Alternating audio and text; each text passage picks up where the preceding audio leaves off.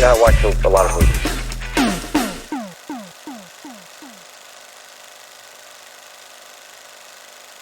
Mad Max 2, The Road Warrior was directed by George Miller and stars Mel Gibson once again as Max.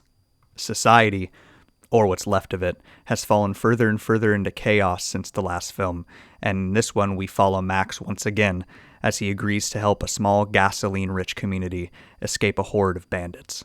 Mad Max 2, or The Road Warrior as it's known in the US, would release in 1981 in Australia, and then just a few months later in 1982 would release in the US and Canada. After the success of the first film, primarily in Australia, George Miller was given a bigger budget this time around, estimated around $3 million or so, and it would go on worldwide to make $36 million at the box office. The original Mad Max wasn't really well known in the United States, so when they decided to release Mad Max 2 into theaters, they decided to change the name to The Road Warrior for US audiences. Now, this film's a classic. There probably isn't much that I'm going to be able to say to you that you haven't already heard already over the years, but we're going to talk about it anyway. So here is my review for Mad Max 2, The Road Warrior. Now, I want to start this thing off by giving some credit to the pace of this film. With a runtime of just over 90 minutes, this thing moves at an absolute brisk pace, and that's a good thing. There is no wasted space here. It's very much a get in, get out kind of film with no dull moments. Now, I don't want to bash that first film at all, but coming off of that one, this was so refreshing because that runs just a couple minutes shy of this one, and this felt significantly shorter than that one did. Now, I know these movies aren't really known for their plot or story, and this one's no exception. The story is really simple and straightforward, but I think it works because it focuses on exploring the world and the characters and all of that in an interesting way. And so if it had chose to focus on story or plot instead of those things, the world building and whatnot, I think it would have ended up hurting the film ultimately. But with that said, I think where they choose to put Max in this movie, plot-wise, I think is a bit more of an interesting place to have him than in the original film. The film picks up some time after the original film. It's pretty vague on how long after the events of that film, but as I said, I really do like where they place Max here. Now, I don't really want to give anything away, but the film opens with a narration and a chase sequence that I think really sets up Max as this kind of larger-than-life character, and it's also a great introduction to where he is in this film and how he has changed since that original, and is also really a great hook for us as viewers to get into the film from the jump. And I think this sequence and some of the moments that follow really show us a very different Max than what we had in the original film. He has this hard edge to him and this kind of selfishness to the people around him, where he really doesn't care.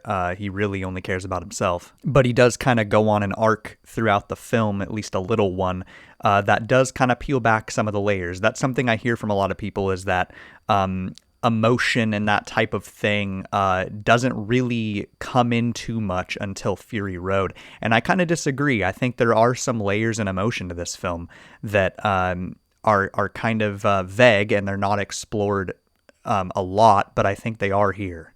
Like one of my favorite moments throughout the film, he finds this music box, and a little bit later in the film, he gives it to this feral child in this community.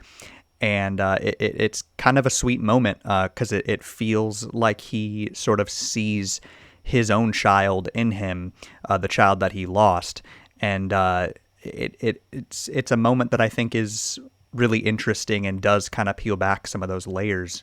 And we do, with that, kind of get this peek under this hard shell that he has around him. So I think some of that credit can go to the writing, but I think a lot of it should definitely go to Mel Gibson's performance here. I think he plays him in a seemingly complex way here, and it makes his character feel just a little bit more richer and layered, even though his character appears to be very straightforward. And this adds a really nice contrast to when he interacts with all of these other characters, where he's, very straightforward, and all of these other characters are very over the top and silly. The film walks this really fine line of being very weird, silly, has a goofy sense of humor, while also being able to be taken seriously. And I think a lot of that is due to George Miller's direction, because I think he comes in on this one a lot more intense and a lot more confident than he was the first time around with the original Mad Max. And the choice to really double down from that original film and make the characters even more chaotic and strange this time around, I think it really adds to that world building that he was doing in that first film. I think he really excels here with that. And it's not really that the characters are given much to do in terms of character development. It's really more so the way they're presented physically, and the way they look really helps to flesh them out on its own without even really needing to dig too deep into their backstories or anything like that. And it's honestly pretty commendable that George Miller was able to make these characters so interesting and memorable, despite the fact that they don't have much to them depth-wise. And these characters are memorable because they're a great physical representation of how chaotic this world has become. Similar to that original film, this is just that, but even more amplified.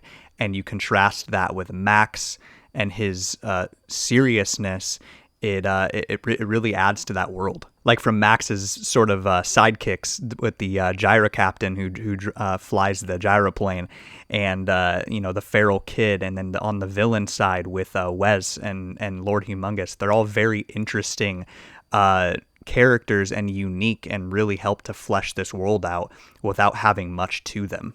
But balancing all of that silliness with these serious and insane action sequences, it makes it, kind of silly, but in a really charming way. Which brings me to the main reason why this film in particular is looked at so fondly, and that is the action sequences. You absolutely cannot talk about Mad Max without talking about these things, and these do not disappoint here. The action and the stunt work still absolutely hold up, and they're just as mind-blowing as they were back then. How George Miller and all of these stuntmen and everyone involved were able to pull off some of these action sequences, specifically that 20-minute one that closes this film out, it's nothing short of just awesome. I mean, you have cars flipping, blowing up, people hitting stuff and flying off of motorcycles 40, 50 feet. It's just absolute chaos, and it's amazing. This film is worth watching for those action sequences alone. So from George Miller's very well fleshed out post-apocalyptic world, interesting and unique characters, and amazing action and stunt work, this is definitely a movie worth your time. And not only is it worth your time, but it also absolutely earns that classic status, and there's a reason why it's considered that. Like Terminator 2, not only is Mad Max 2: The Road Warrior one of the best action sequels ever made, Mad Max 2: The Road Warrior is one of the best action films, period. I really hope you enjoyed the video. If you did, hit that like button, and please consider subscribing and hitting that bell icon so you don't miss a thing from me. Thank you so much for watching, and I hope to see you again soon. Cheers. I watch a lot of movies.